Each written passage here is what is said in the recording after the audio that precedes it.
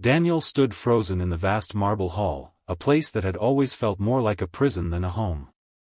His parents' voices, sharp and commanding, cut through the silence like a blade. "She doesn't belong in our world. If you want your inheritance, leave her." The words rang in his ears, each syllable heavy with expectation, each glance from them filled with judgment.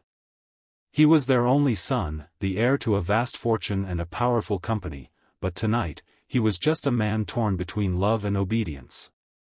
The papers lay before him, stark and final, a cruel symbol of what he was about to lose.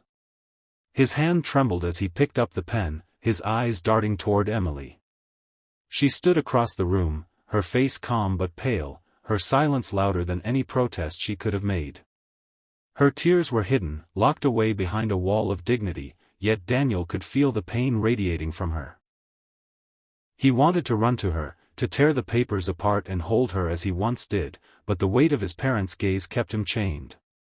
Years of conditioning, of being told that family legacy mattered more than personal happiness, tightened around his throat.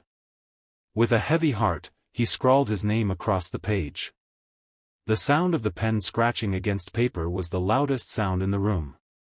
Emily didn't plead, didn't curse him. She simply turned and walked away, her step steady but her soul shattered. Daniel's heart ached as he watched the woman he loved disappear from his life. He felt hollow, powerless, and yet bound by duty, a man who had everything yet lost the only thing that truly mattered. 5 years slipped by, each one marked by rising numbers, bigger contracts, and towering buildings that bore Daniel's name. To the world, he was the picture of success, the young CEO who transformed his family's company into an empire. Reporters praised his brilliance, competitors feared his sharpness, and employees bowed in admiration. But when the lights of the boardroom dimmed and the crowd of admirers faded, Daniel was left alone with silence. The nights were the worst. Surrounded by luxury, with walls of glass looking out over the city skyline, he would sit in his penthouse and feel the weight of emptiness pressing against his chest. He had everything money could buy, yet nothing that truly mattered. The sound of Emily's laughter haunted him, echoing in memories he could not erase. He would see her face in every reflection, hear her voice in the quiet, feel her absence in the vastness of his bed. Every deal he closed, every fortune he multiplied, tasted bitter, like ashes on his tongue.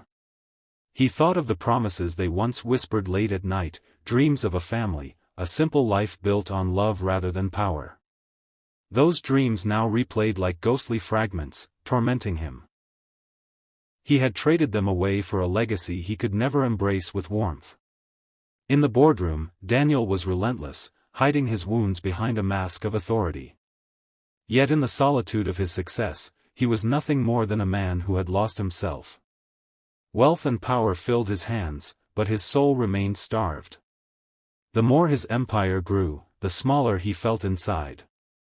And in his heart, one truth echoed louder than his triumphs: without Emily, every victory was hollow. The crisp air of autumn brushed against Daniel's face as he stepped out of his sleek black car, his schedule filled with yet another meeting he hardly cared about. The park before him was alive with golden leaves drifting to the ground, families gathered in warmth that money could never purchase. For a moment, he envied their simplicity. Then, in a heartbeat, his world stopped. Across the field, he saw her. Emily. Her laughter carried through the air, soft and radiant, like music he had long forgotten but never stopped yearning for. She hadn't changed, yet she seemed transformed, her eyes brighter, her spirit lighter, her beauty untamed by the years that had passed. Daniel's breath caught in his chest, and he felt a pain so sharp it nearly brought him to his knees. But it wasn't just her. She held the hands of 2 little boys, their cheeks flushed from play, their voices ringing with joy as they darted across the grass. "Mom," they shouted, their giggles echoing in the crisp afternoon. The word struck Daniel like a thunderclap. Mom. Emily was a mother. His pulse quickened, the ground unsteady beneath him. Each step the boys took, each spark of laughter, was a reminder of the life he had abandoned. His heart clenched as he watched her bend down to kiss the forehead of one child, her arms wrapping around both as if they were her whole world. For the first time in years, Daniel felt powerless. Not as a CEO, not as a man of wealth, but as a human being standing before the greatest loss of his life. The empire he had built seemed meaningless compared to the family he had forfeited. The earth tilted beneath him, and he knew nothing would ever be the same. Daniel's footsteps felt heavier with every step as he crossed the grassy field, his heart pounding louder than the rustle of autumn leaves beneath his shoes. His throat tightened, words caught between regret and longing. Finally, his voice broke through, trembling with a mixture of fear and hope. "Emily." She turned at the sound of his voice. For a moment, her eyes widened in surprise, a flicker of the past flashing between them. Then, just as quickly, her expression settled into calm, a quiet strength that seemed to radiate from her very soul. She no longer looked like the fragile woman he had once left behind, she looked like someone who had learned to carry storms and still stand tall. The two boys at her side tugged gently at her hands, their curious eyes studying Daniel with innocent wonder. They had no idea who he was, no clue of the history that tied him to their mother. To them, he was just a stranger, and yet, to Daniel, they were everything he had lost. His chest constricted as he realized what their presence meant. Emily had built a life, a family, without him. His vision blurred, not from the cold wind, but from the weight of truth pressing against his heart. Every skyscraper with his name, every dollar in his accounts, suddenly felt like dust. He had thought power was found in wealth, in legacy, in pleasing his parents. But standing here, staring into the eyes of two children who would never call him Dad, Daniel finally understood.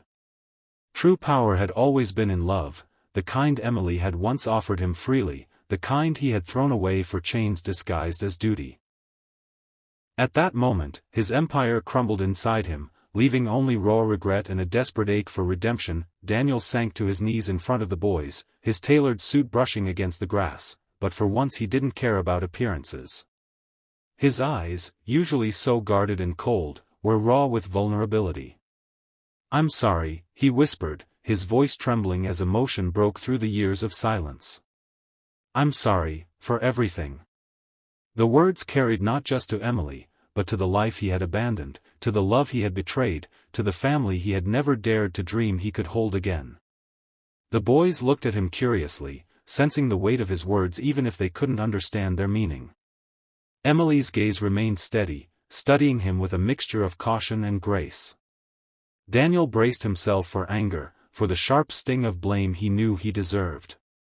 But instead, what he found in her eyes was something far more powerful: compassion.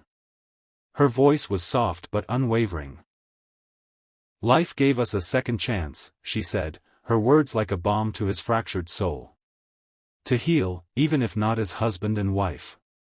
Her forgiveness, even in its limits, pierced deeper than any wound he had ever known.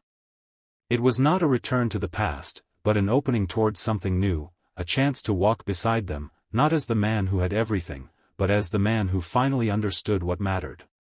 The boys smiled, their innocence shining brighter than the regrets of yesterday.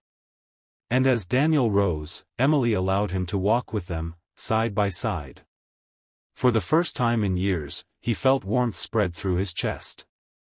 Not the fleeting glow of wealth or success, but the enduring light of humanity rediscovered. He was no longer a CEO chained by power, he was a man learning how to be whole again. Daniel's journey was not one of business empires or inherited wealth, but of losing everything that truly mattered and finding the courage to face the truth. He had sacrificed love at the command of power, only to discover that power without love is an empty crown. The years of success and skyscrapers taught him nothing that Emily's quiet strength and the laughter of two children could teach in a single moment. In seeing her again, he faced the harsh mirror of his past mistakes, yet within that moment of heartbreak lay the gift of redemption. Emily's compassion reminded him that forgiveness is not about erasing the past, but about creating space to heal in the present. And though he could not reclaim what was lost, he could choose to walk forward as a better man, not defined by titles or fortune, but by humanity, humility, and the simple grace of kindness. The story of Daniel and Emily becomes a timeless reminder: wealth can build walls, but love builds bridges. And sometimes, the greatest power is not in what we own, but in the courage to love, to forgive, and to begin again.